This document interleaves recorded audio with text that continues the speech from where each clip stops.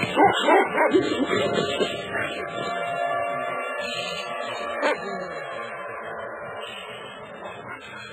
evening, and once again, welcome to the hour of the time. This is the only hour that ever was or ever will be. Indeed, folks, it is the most important hour in your entire life. For during this hour, you will decide your future, and thus our collective futures. Tonight's program, folks, is dedicated to you, the listeners, who have helped make this possible. Now, we did this. We took this new time slot, Monday through Friday, 1 hour each of those nights immediately following Tom Valentine, because we believe that if we can get help and make this show work for 2 months, it'll become self-supporting. So we need your help. And tonight we're going to read a lot of letters from readers. We're also going to ask you to make donations to keep us on the air for the first 2 months so that the show will have a chance to become self-supporting. So stay tuned, have pencil and paper, and pay attention. We're now looking for sponsors. I will not take any sponsors who advertise any product or any book or anything that I myself would not recommend or use or do not use. Now understand that if you call us and say that you want to sponsor this program, we're going to have to take a look at everything that you want to advertise. And if it's something that we would not recommend or would not use ourselves, we will not do that. You'll also have to understand that if we agree to take you on as an advertiser and advertise your products because it is something that we would recommend or would use ourselves, that we will not entertain any suggestions as to what we should or should not say on this program. And the first time that anyone who sponsors this program ever attempts anything like that, we will drop them like a hot potato. We will not be dictated to by our sponsors or by financial interests, and if I have to get out and dig ditches to support this program, I will do it. My wife and I are putting every single penny that we have into this, folks, so that we can come to you 1 hour a night, 5 nights a week, in prime time, late night, immediately following Tom Valentine. In fact, it will be 9 p.m. Pacific, 10 p.m. Mountain, 11 Central, and midnight Eastern Standard Time.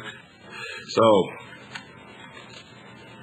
we are not only putting all of our money into this, folks, my wife and I, my family, but we are also selling most of our worldly possessions to make this work. Our goal is to come up with 2 months advance airtime. We've got to have 2 months advance airtime for this show to become self-supporting, and that's a lot of money. That is a lot of money, folks. In fact, I'm not even going to tell you how much it is. It's so much. I can't believe it. But I know this. Every time I've done something right in my life, everything that I've ever needed to accomplish it has appeared when I needed it. You see, I place my trust in God. God is somebody that most people have forgotten and shunted aside and said he doesn't exist. Well, I know that he exists. And I know that people who do right are taken care of when they do right. We're doing the right thing by doing this, by bringing this show to you 1 hour a night, 5 nights a week, immediately following Tom Valentine. So we told WWCR to give us the time slot, and we're going to come up with the money one way or another. We believe, and I believe this sincerely in my heart, folks, that after 2 months the show will be self-supporting and will not need any contributions or outside help from anyone else. But I can assure you, if it ever does, I'll let you know. Now, I always give you solid benefit for your money anytime that you send any money my way, whether it's to purchase my book or any of the videotapes that we have produced or attending any of my lectures. Yeah, I'm the only one in the world stand up and talk for 6 hours for the small fee that people pay to come and see my lectures. Most people would charge you $400 or $500 for that, and do. And I don't charge $25,000 to get up and talk to people like some others do, some of whom I consider to be traitors to this country, shredded the Constitution, engaged in exchange of arms for drugs and swapping hostages for arms and all kinds of stuff like that. And people still pay them $25,000 to get up and hear them talk. Folks, in my estimation, you're either for the Constitution or you're against it. If you're for it, you cannot subvert it, cannot go against it, must support it in every way. If you don't cry, you did it for patriotic reasons to me, because I don't buy that. If you were a patriot, you would not subvert the Constitution. Anyway, I'm off on a little tangent here because those kinds of things really affect me deeply, folks. Very deeply.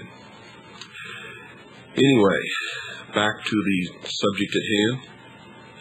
I want to thank all of you who wrote and called WWCR. I ask you not to call them anymore, but if you want to write letters, that's fine. You can also write letters to me. As tonight, every once in a while, every week or two, or maybe three, whatever, when the letters pile up, I'm going to read the letters that we get on the air, and I'm going to do that tonight. But before we start, I want to ask you to help us make this dream, this opportunity come true. Please sit down right now and write out a check, or get a money order.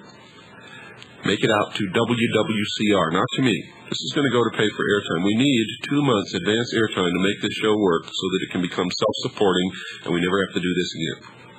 We hope. Make your checks or money orders out to WWCR.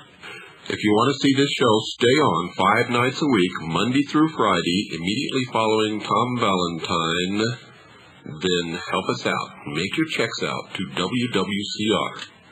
Send them to me, William Cooper, Post Office Box 3299, Camp Verde. That's spelled C-A-M-P. Verde, V as in Victor, E-R-D-E. Camp Verde, 86322. That's P.O. Box 3299, Camp Verde, Arizona, 86322. Make your checks or money orders out to WWCR, not to me, and send them to me, William Cooper, at P.O. Box 3299, Camp Verde, Arizona, 86322. Now, if you'd like to talk to Stan about this, you can call him at 602-567-6109. That's 602-567-6109. If you want to see this happen, if you want to make this opportunity, this dream come true, please donate as much as you can possibly afford. We need a lot of money. We need 2 months advance airtime. And it's a lot of money. I'm telling you, folks, we were barely making it just one night a week. But we believe that we're supposed to do this, and it's the right thing to do, so we've told WWCR that we want the airtime, and we've got it. And we're going to take sponsors. Just remember, we've got to support your product. If we believe your product is a good product, if it's something that we would use ourselves, then we'll take you as a sponsor. If your product is not something that we believe in or that we would use ourselves or that we agree with, we cannot take you as a sponsor. And in no case will we ever listen to any sponsor who attempts to tell us what to say or what not to say during this broadcast. In fact, the first indication that any sponsor ever tries to do that, we will drop that sponsor like a hot potato immediately and try to pick somebody up. Or, if necessary, I'll go out and dig ditches to support this program, folks, if I have to. So, my family and I are giving up everything to make this a reality, and I'm willing to do anything to make it work. Now, if I'm willing to do that, folks, I hope you're willing.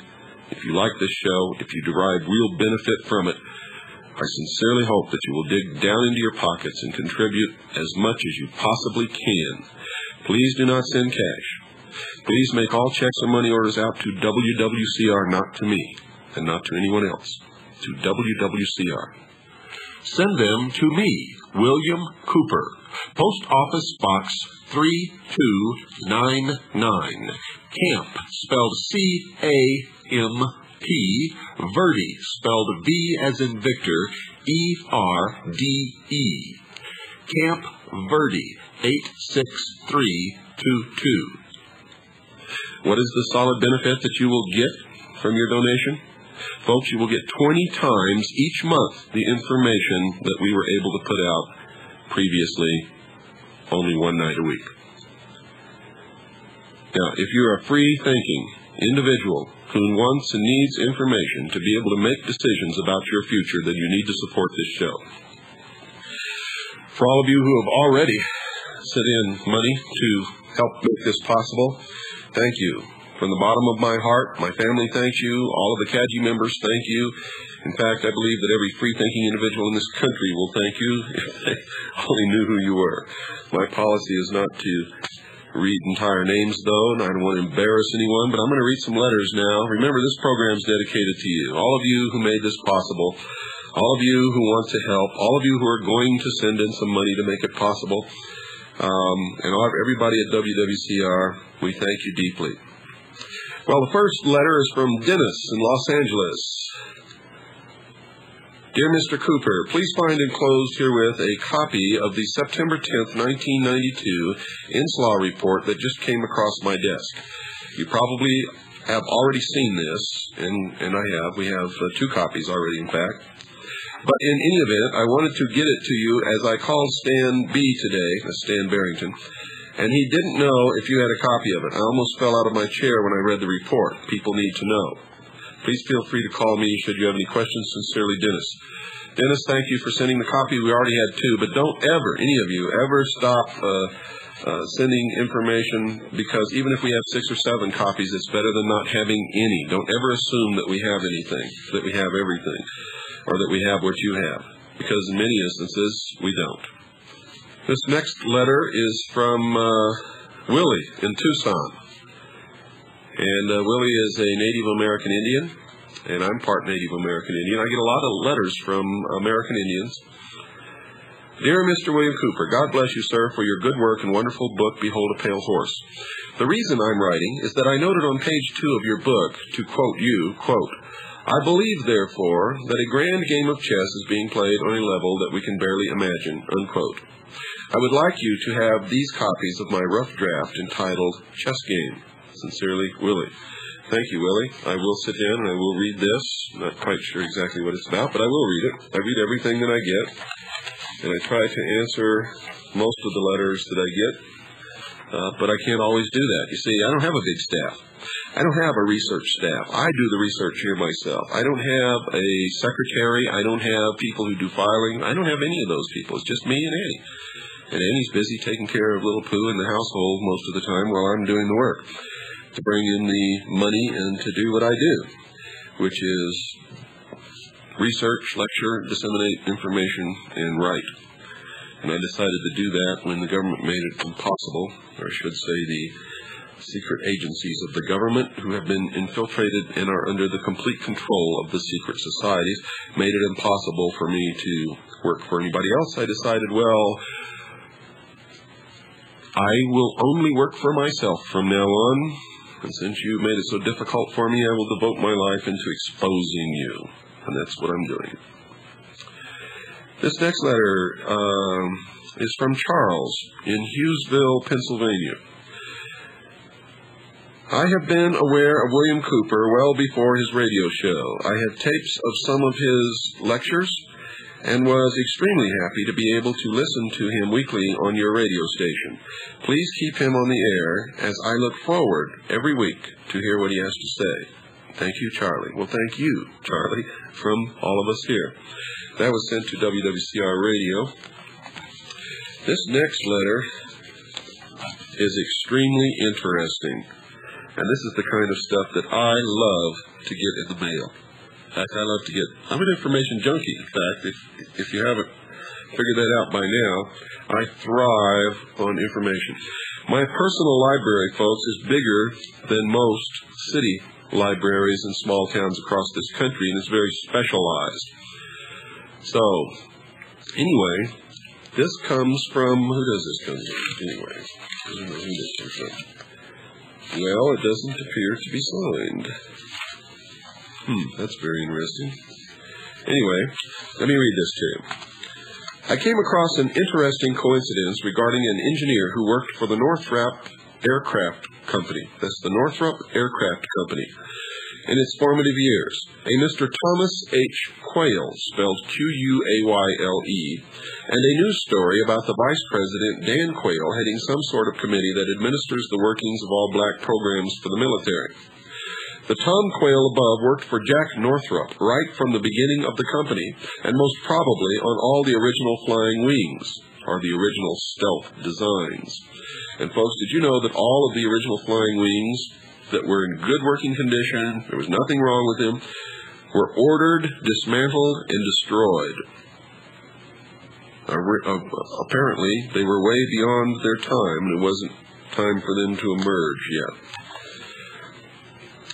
In addition to his working for the company Northrop in Washington, D.C., and at Dayton, Ohio, where a lot of secret work was done, work that may have been the basis for some of the projects that now fall under the cover of black programs that now are administered by Vice President Dan Quayle's office.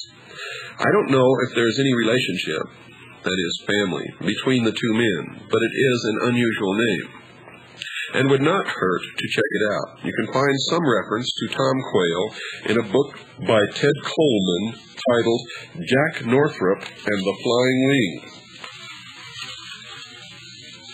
In addition to the Flying Wing's ability to avoid radar detection, some early experimental flying wing models, or the original stealth aircraft, which is what they were, and other circular aircraft, the ARUP S-2 and the V-173, exhibited some remarkable in-flight capabilities. Examples, quotes from Ted Coleman's book. Quote, approaching military bases undetected by radar. That's on page 120, 170, and 237. Quote, unbelievable rate of climb and unbelievable performance, unquote. That's on page 120. Quote, in-flight wobble, particularly at high speed, unquote, page 119. Folks, these are all the most reported characteristics and sightings of alleged unidentified flying objects during the 1950s and 60s and 70s and 80s and right up to this very date. Remember, I'm the one who told the world that first, they're real. Second, that at least some of them are owned and operated by secret agencies of the United States government, and that I believe they're being used as a ploy to create an artificial enemy from outer space to help implement a one-world totalitarian socialist government, which will protect us from that threat. Aren't you scared? In some sightings, these objects were said to be capable of making turns at such high speeds that a human pilot would not be able to tolerate, or gravity generated. Most military contractors in the aircraft field have been experimenting with radio-controlled drone aircraft since World War II. These can be controlled from a ground station and made to perform some extraordinary maneuvers that humans cannot tolerate. The various displays of changing colored lights reported on some of these objects might only be an aid to the ground observer controller, who can tell from the changing colors the position, attitude of the craft and better control it. Or it could be just to confuse the rest of us, or scare us, or make us think that this thing is from outer space instead of from the Earth because it doesn't use the normal light pattern of aircraft, which we are all familiar with. Mr. Cooper, these were my thoughts on the matter some time ago when I lived in the United States. We don't receive many such reports here, and I have lost interest, but I would imagine over time the individuals who are putting on these displays have become more adept and imaginative. It is obvious they are trying to catch someone's attention. And that someone, folks, of course, is us. So, as I said, I love to get communications like that. Next one is from Joe and Heather in Midvale, Utah. We are writing to you concerning, this is to WWCR, we are writing to you concerning Bill Cooper's The Hour of the Time. Of all the programming on WWCR, The Hour of the Time is our favorite. We find this show thought-provoking and eye-opening. The information discussed on this program is necessary and truly something every American should be informed about. We have yet to disprove any information we have received via Bill Cooper's Hour of the Time. Even though I have to be at work early Monday morning, my wife and I stay up late just for Bill Cooper's broadcast. By all means, keep the show on the air. Sincerely, Joe and Heather. Thank you, Joe and Heather, for those kind, very kind words. And keep listening. This next letter is from Wes. And where are you at, Wes? Let me see. Columbia, South Carolina. I clipped this article out of my local paper since it seems to be unique as of right now. I thought you'd like to see it. Is this the future of our National Guard? Perhaps they would like to extend their role further to include Christmas parade security, our ball game security, our mall security, or draw your own conclusions, signed Wes. Well, let's see what this clipping is, folks. Let's see here. Oh, here we go. Guard tests anti-drug parole in Sumter, and this is from the Metro Region section of the state. That's the name of the newspaper, published in Columbia, South Carolina. Sunday, December 6th, 1992. Oh, that's the night that we aired the new FDIC regs. Anyway, this says, cooperative program is first effort in South Carolina. For the first time in South Carolina, armed National Guard personnel patrolled crime-troubled neighborhoods in Sumter this weekend in an experimental anti-drug program that might be expanded to other cities. Now, you never saw that on the 6 o'clock news, did you? You never saw it on network television, and you never read it in your local newspaper, yet this is a blatant violation of the Constitution of the United States of America. There was no declared national emergency. There was no declared state emergency. Yet here's the National Guard patrolling civilian neighborhoods in Sumter, South Carolina. Why is the media suppressing this, and why is the Guard out acting unconstitutionally, patrolling civilian neighborhoods in an American city? These things only happened in the Soviet Union, folks. Well, what they're doing is they're testing your reaction, and they're finding out if the public is ready to capitulate and give up their Constitution and give up their Creator-endowed rights. And when you put up with this with no protest and you accept it, then you are telling those who would take over the world that you are ripe for the plucking, sheeple. Bah, bah.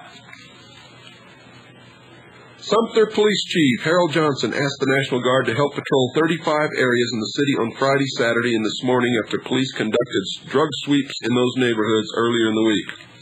Drug sweep, folks. Throwing the Fourth Amendment even farther down in the trash heap and stomping on it and setting fire to it and ripping it to shreds. Johnson said he turned to the National Guard because he didn't have enough police officers to cover the large area. He said he wanted to show residents that police will work with them to eliminate crime in their neighborhoods. You see how they've twisted a blatant violation of your Creator-endowed rights, the protections guaranteed to you under the Constitution, and have said that he wanted to show residents that police will work with them to eliminate crime in their neighborhoods. That's crap, folks. And if you buy it, then you'll deserve what you get. And there's something else you should be asking about this incident. Who gave the mayor or the police chief authority to call up the National Guard to patrol the streets of the city? Thank you, Wes, for sending us this. I think we can make a lot of hay with this little article here. Let me just put it all in one spot, and so that I can get back to it. This is, things like this are important. You may not think that they are, but they are, folks. Any subversion of our Constitution is extremely important, more than you will probably understand, except for those of you who really understand, as I do, what that document means to us and to the world. Those of you in foreign countries always wonder why it is I concentrate so much upon this country and the Constitution. Well, once you've studied the Constitution and study history, you'll realize that that document is the only document in the history of the world that ever truly set man free. And that if you're not an American citizen, you're not truly free and never have been. You don't truly have freedom of speech. You don't have the freedom to keep and bear arms. You don't have hardly any of the freedoms that we have. You see, we carry the torch of freedom, and if we drop that torch, if this nation falls, if the Constitution of the United States of America is destroyed, the human race, once again, will be enslaved and will become the property of someone else. That's why I do it. I'm not slighting those of you in foreign countries, foreign to the United States, and the rest of the world. On the contrary, I would like to set you free. I would like for you to understand just what this is all about, because I know that you haven't been taught it in your schools, just as they've quit teaching it in our schools. The Constitution of the United States of America is not in the best interest of the New World Order. This next letter comes from A.V. I don't know where he's from. Oh, Anthony in Chicopee, Massachusetts. Okay, Anthony, thank you. Just a short note to let you know that I particularly enjoy William Cooper's radio show on your shortwave network. The hour of the time is both thought-provoking and informative. Please continue this type of programming and this show in particular. Also, may I please have a program guide if possible. Signed, Anthony in Chicopee, Massachusetts. Anthony, thank you very much. Also, Anthony made a sizable contribution to make sure that this program gets on 5 nights a week, 1 hour a night, immediately following Tom Valentine. And Anthony, thank you very much. I'm going to receive something in return for that. Let me see. Let's go on to the next letter. I'm trying to get as many of these letters read as possible, and I didn't pick these letters out, folks. I just grabbed a big pile right off the table. They haven't been sorted. I don't know what they're going to say. I haven't read any of them, in fact, the ones that I'm reading tonight. This is from Buenos Aires, Argentina. And who is this? Carlos. Well, that's anonymous enough. I don't think anybody will know who Carlos is if I say he's from Buenos Aires, Argentina. Dear Mr. Cooper, a couple of months ago, I had an American friend of mine order a copy of your book, Behold a Pale Horse, for me, and now I finally got hold of it. I'm halfway through the book at the moment. I'm deliberately reading it slowly because it's rather taxing on the mind and emotions. And that it is, folks. I feel there are several issues here that I was somehow already aware of, views shared by a great many people at that. But this is the first time it has all been laid before my eyes so poignantly. I entirely sympathize with your crusade against falsehood, manipulation, and dictatorship. However, I think you should not limit your scope to the U.S. alone, since this is a world problem. And Carlos, you're absolutely right. I hope you were listening a few moments ago. I'm not intentionally shirking my obligation to the world, because my goal is freedom for the world. But you have to understand that if this nation falls, because we couldn't wake the sheeple and the cattle that travel in herds across this country and go wherever the shepherd or the herdsman points them, if we can't wake them up, if this country falls, if the Constitution falls, then you're going to be a slave. No matter where you live in the world, that's the truth of the matter. You see, only the citizens of this country, the United States of America, can turn it around at this time. No one else has the freedom or the power or the method to do it. We do. So that's why I'm concentrating here. Now, I will be airing programs that concern everybody in the world, and many of you listening across the oceans and north and south of us will be really happy to hear some of the programs that we have planned in the future. So keep listening. He says, I'm sure there would be millions of people in Latin America who would go to your lectures and buy your book. Perhaps you ought to contemplate having your book translated and giving a series of lectures with an interpreter. Would you be interested in my translating Behold a Pale Horse? I certainly would, Carlos, and you will receive a letter back. I could also put you in touch with competent interpreters. As you probably know, Henry Kissinger came to Buenos Aires a few weeks ago to meet with the president and a bunch of outstanding politicians and powerful men. Both the media and the public are painfully misinformed about this man. Your lectures and the Spanish version of your book would change that, among other things. In case you decide to give a thought to my proposition, I think I should say something about myself. I graduated as an, well, I better not do this because I don't want to give away who he is and might cause him problems in his country. So, while reading the book, I found certain things I don't understand. For instance, you say that the Bilderberg Group is trying to wipe out what you would consider minorities in a country like the U.S., i.e. blacks, Hispanics, etc. However, Terrence Todman, the American ambassador to Argentina, is black and allegedly a member of the CFR. As I read in the appendix on page 95, you say that the headquarters office of this group is in The Hague, Switzerland, but The Hague is in Holland. Did you mean Geneva? What is the difference between Masons and Freemasons? But now I have another question. Is the Bilderberg Group or the CIA behind the outbreak of racism in Germany? Whether my proposition appeals to you or not, I would greatly appreciate receiving a reply. Folks, we're going to take a short break, and then I will answer those questions on the air. Carlos, thank you for asking them. And, folks, don't go away. We'll be right back after this very short pause. About myself. I graduated as an, well, I better not do this because I don't want to give away who he is. It might cause him problems in his country. So, While reading the book, I found certain things I don't understand. For instance, you say that the Bilderberg Group is trying to wipe out what you would consider minorities in a country like the U.S., i.e. blacks, Hispanics, etc. However, Terrence Todman, the American ambassador to Argentina, is black and allegedly a member of the CFR. As I read in the appendix on page... Can't stop loving you. I've made up my mind.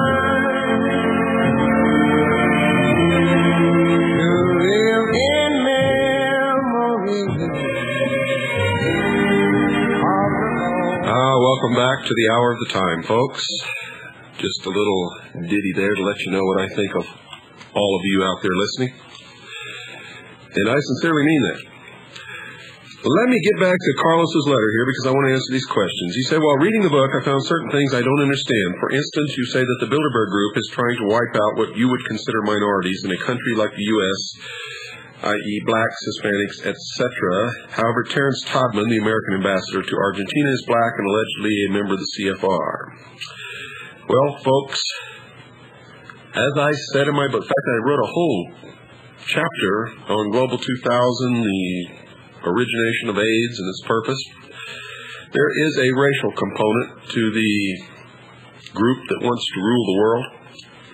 And they have decided that blacks, Hispanics, and some other people in the world are what they call useless eaters. Now, I don't agree with that. Don't write me a letter and say I'm racist. I don't agree with that. I did not come up with the policy. I did not invent AIDS. I did not put it out to kill people. I'm just telling you that this is what I have discovered in my research. That is true. And all of us have to band together and stop this. They also use people. You'll notice that there are Freemasonic lodges in black neighborhoods that have all black membership, but you will not find blacks in Freemasonic lodges which have white membership. It's a racist organization.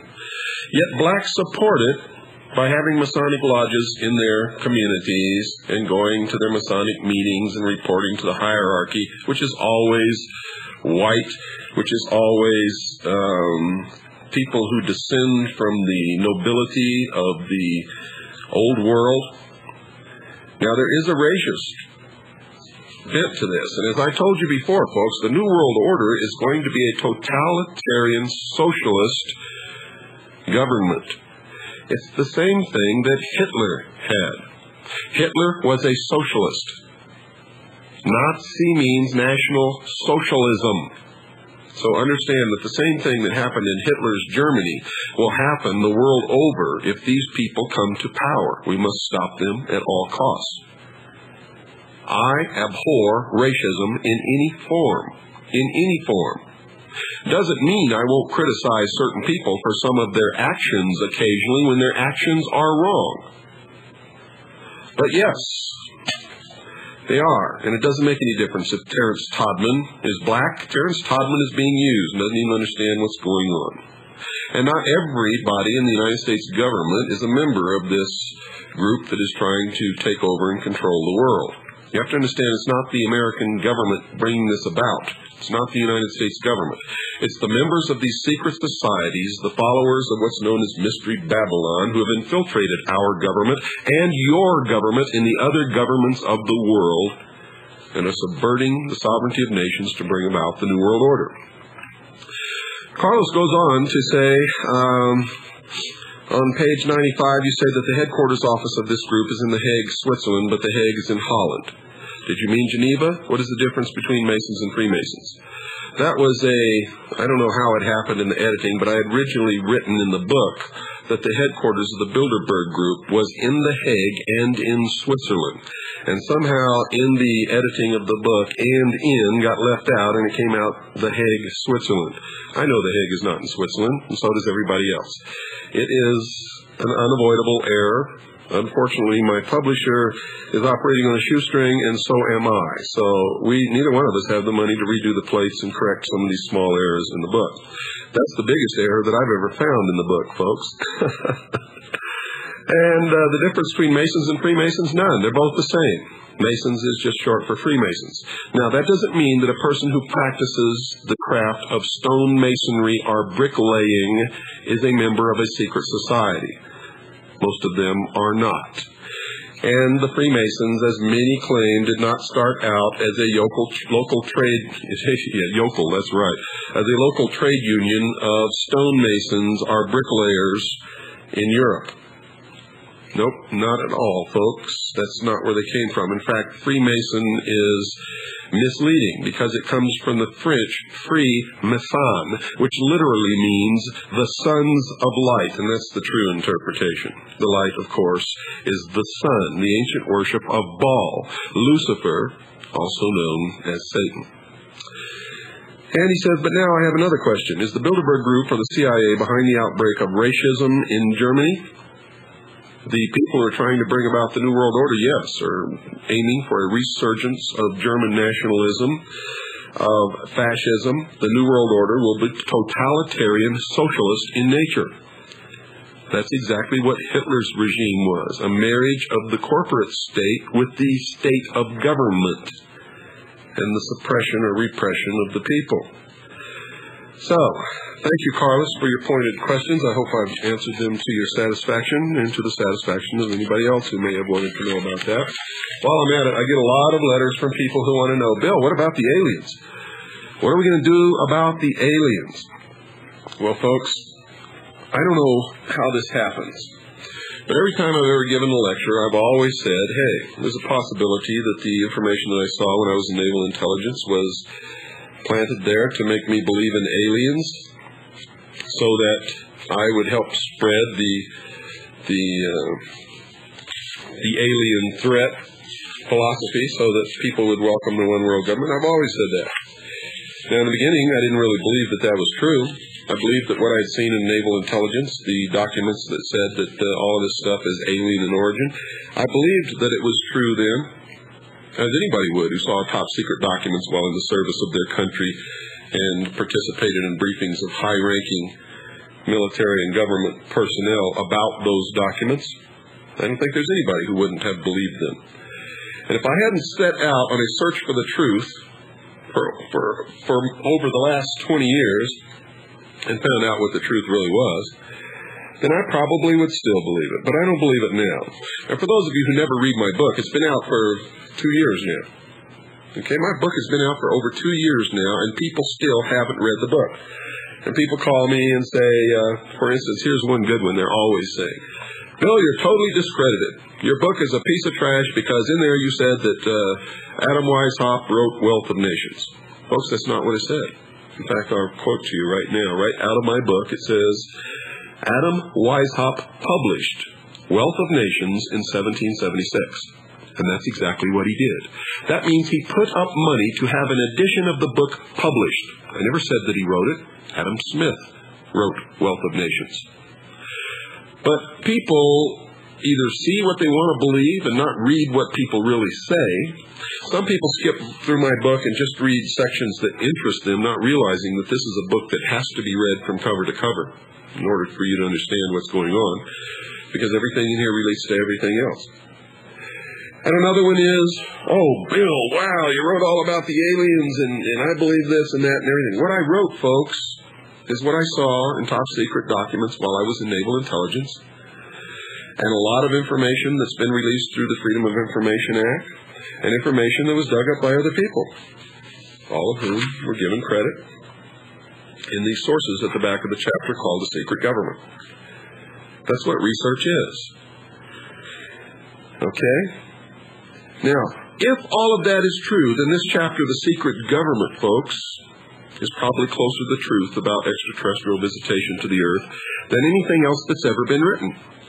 But if that is disinformation, if that originally has been put out, if people like me, and I'm not the only one who saw those documents, folks, Linda Moulton Howe saw them, another guy named Bill English says he saw them.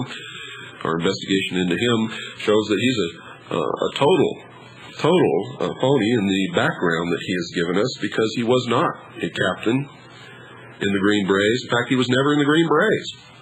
He was never an officer, period. He was a cook, and his secondary MOS was line stringer, communications wire stringer. And he never worked for NSA in England, and he was never married, never had a wife and children in England. We've proven all of this. We've dug it out.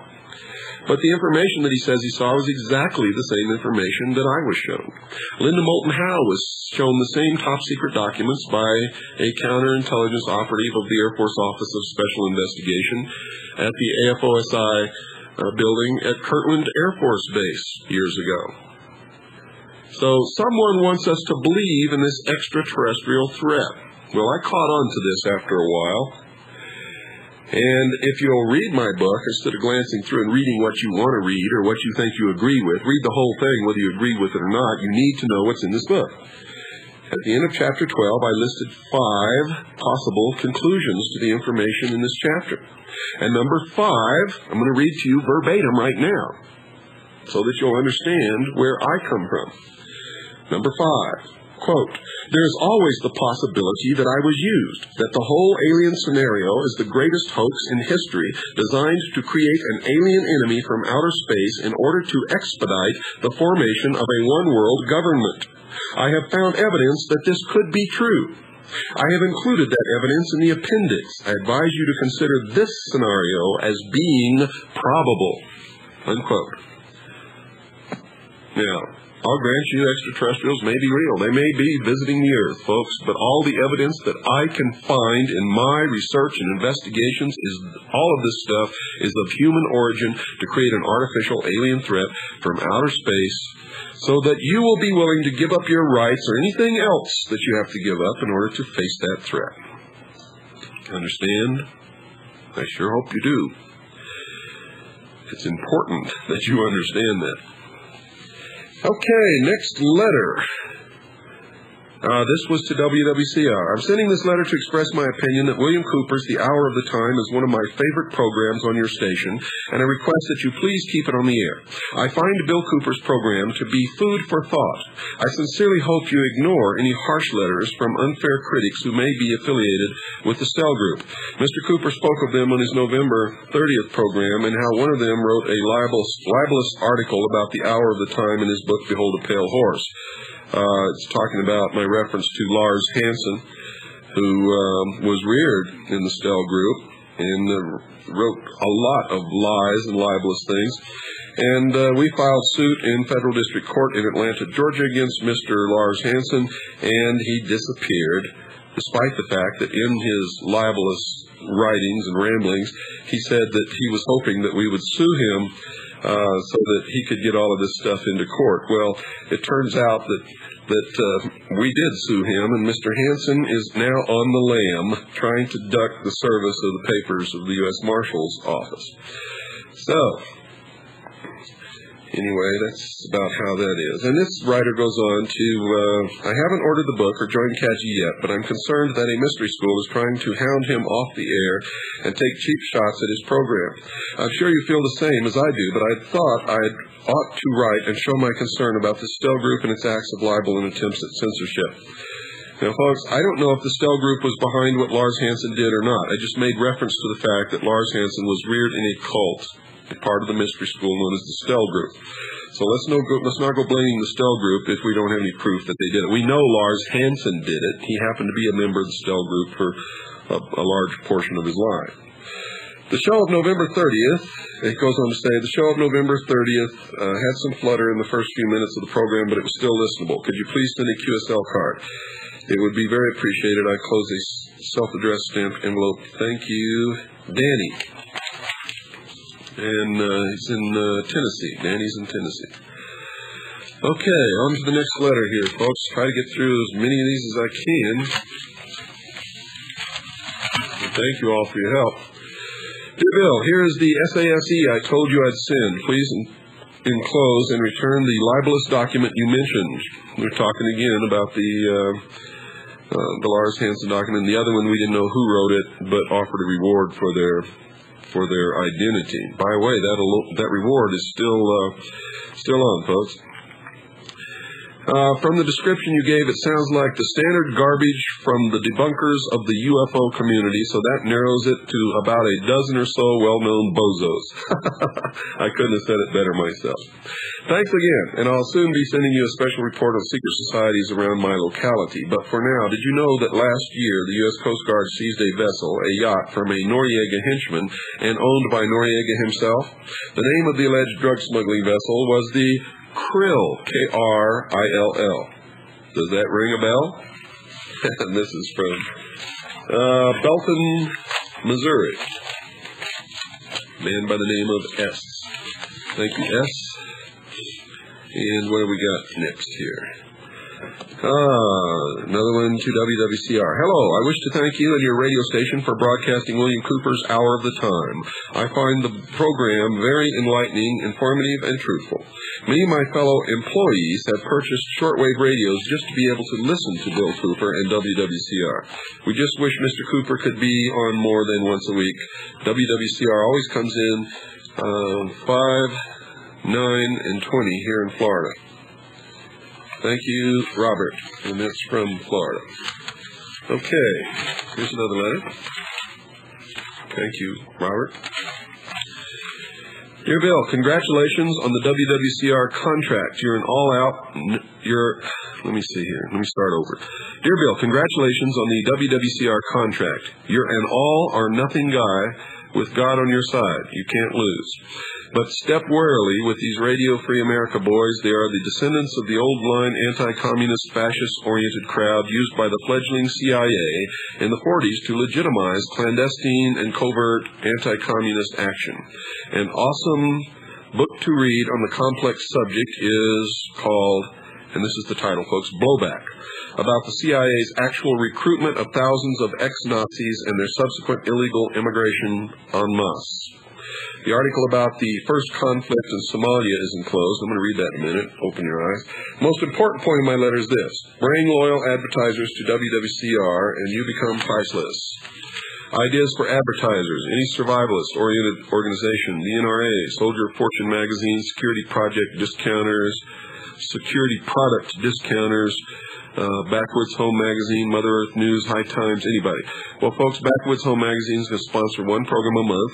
I cannot ever be sponsored by the NRA simply because if you've been listening to this program, you know, folks, if you join the NRA, you have registered your guns, and I am against gun registration in any form.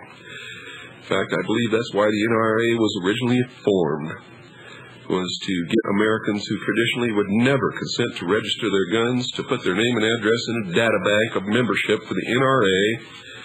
And you notice now that the stuff they send out is not about the constitutional issue. It's not about owning guns to protect ourselves from our own government should it become oppressive and to protect freedom. No, they're sending out literature saying, join the NRA, protect your right to hunt. So that ought to tell you how legitimate those people are. And remember, if you join the NRA, you have registered your guns. And if you're against gun registration, you better not do that. Oh, he goes on to say, you've really polished the show. Your character and nature shine right through.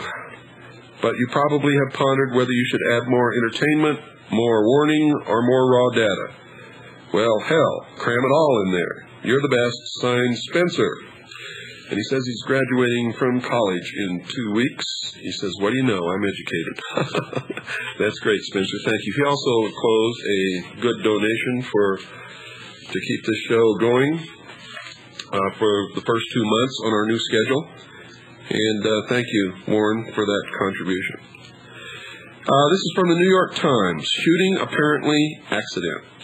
And the dateline is New York Times, Washington. But this was actually printed on 12/12/92, page A19 in the Kansas City Star.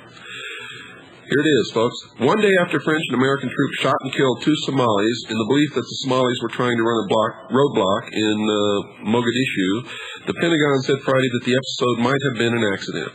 According to the new account, the Somalis were riding in a van, not as the original version held, a truck. They were not armed with guns, though some knives were found in the vehicle after the incident. The Pentagon also acknowledged that the Somalis might not have tried to run the roadblock, but might have crashed into it when the van's brakes failed. And the Pentagon said it was possible that the Somalis were members of a family and not a fighting group. A teenage girl was among those riding in the van. The Pentagon also said that Marines joined the French in firing on the van, contrary to the original account. And you're going to see more of those incidents. And folks, it's not really anybody's fault. Those things happen in war when men are carrying guns. I know I fought in Vietnam, and unfortunately innocent people get killed. Most of those incidents are accidents. People scared with their fingers on the trigger, not wanting to die themselves. In many instances, fire when they should not. But when it's purposeful, it should be rooted out. And the perpetrators should, of course, be punished. Personally, I don't think we have any business in Somalia, and I believe that it is just another incident of establishing the power of the United Nations over sovereign nations. For this, like all the other things recently, is a first. It is the first time that the United States has intervened in a sovereign nation without being invited by any group or political party or government within that nation. So, once again, folks, another chink in the armor of sovereignty. In fact, the chink has grown so big that it's a huge hole now, and I would doubt very seriously if the concept of sovereign nations would stand in a court of law after all the recent happenings that have, well, tell you the truth, it's just done away with the concept of national sovereignty. The invasion of Panama, many other things. The intervention in the Middle East, the ruling by the Supreme Court that the United States could go and kidnap anybody in another country and bring them here for trial. All illegal, all unconstitutional, all against international concept of the sovereignty of nations and the law of the world. But if you go read the UN Charter, you'll find that none of that stands up there. And there are no protections for individual rights. There is no Bill of Rights. How do you like that? Well, we're getting toward the end of the show here, folks. So I'm going to read one more letter, and then we're going to talk about some things, and then we're going to say good night. Dear Mr. Locke, this was to WWCR. I'm addressing this letter to you in reference to the William Cooper radio show, Hour of the Time. I would like to address my pleasure with his show. I find that it is a very informative and creates one to think. I just happened to stumble upon one night, and since then have been turning the radio dial to his show. I hope that his radio program will continue to inform and educate. Thank you, Steve, from Hicksville, New York. Well, we'll do one more. I'm writing in full support of Bill Cooper's Hour of the Time. I and my whole family are regular listeners and believe Mr. Cooper's message to be one of the most important of the 20th century. He believes in God, country, and family and tells the truth as he sees it. His show is the only show I tune into on your station, but because of this one show, your station now has my full support. I'm a member of a civilian intelligence organization and the publisher-editor of my own newspaper. If Cooper's show is ever cut from your broadcast schedule, I nor any of my friends, family, or associates will ever support your station again. Please forgive my tone, but this is a serious matter. Thank you for carrying Bill's show, and God bless. Sincerely. And that's from Warren. Wow.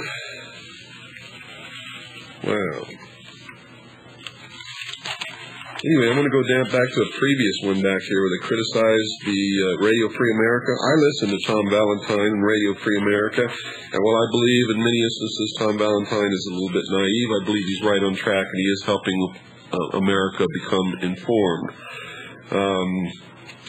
So I suggest, just like always, that you listen to everyone, believe no one, unless you can substantiate it in your own research. Please do that. It's imperative that you not be fooled anymore by these people. Now we're going to ask you for your help. As you know, we are now on 5 nights a week, Monday through Friday, here on 7.435 kilohertz, WWCR Worldwide Shortwave, immediately following Tom Valentine. We can't afford this airtime, folks. You're going to help us pay for it for at least the first 2 months until we can get this show off the ground and make it self-supporting. My family's putting every penny we have into this. We're selling most of our worldly possessions, and if necessary, I'll go out and dig ditches or do whatever I have to do to make this work. But we're asking for your help. Please get out your checkbooks now. Make it out to WWCR. Send as much as you possibly can. Send it to me, William Cooper, Post Office Box 3299, Camp Verde, Arizona 86322. That's Post Office Box 3299, Camp Verde, Arizona 86322. Please do that now. Send check or money order made out to WWCR only. Please do not send cash. We don't want any problems. We don't want anything to get lost. We don't want anybody accused of being dishonest. If you write and say you sent cash, we're not going to pay any attention to you because we just told you right now not to do it, okay? People do that. And some of them are getting away with murder, and because of my good nature, I usually let them do it. But I'm not going to do that anymore. Okay, folks? Please don't send cash. Send check or money order made out to WWCR only, not to me, not to anybody else. It's going to pay for airtime. We need 2 months advance airtime to make this show work. After that 2 months, we believe it'll be self-supporting. We'll have sponsors. We will not take a sponsor whose product we don't believe in or wouldn't recommend or use ourselves. In the meantime, until we get all the sponsors that we need, folks, and we have one, Backwoods Magazine is going to sponsor one show per month. We have another sponsor that wants to remain anonymous that is going to take one show per week. We have another one, the Pilot Connection, is going to take one show per week.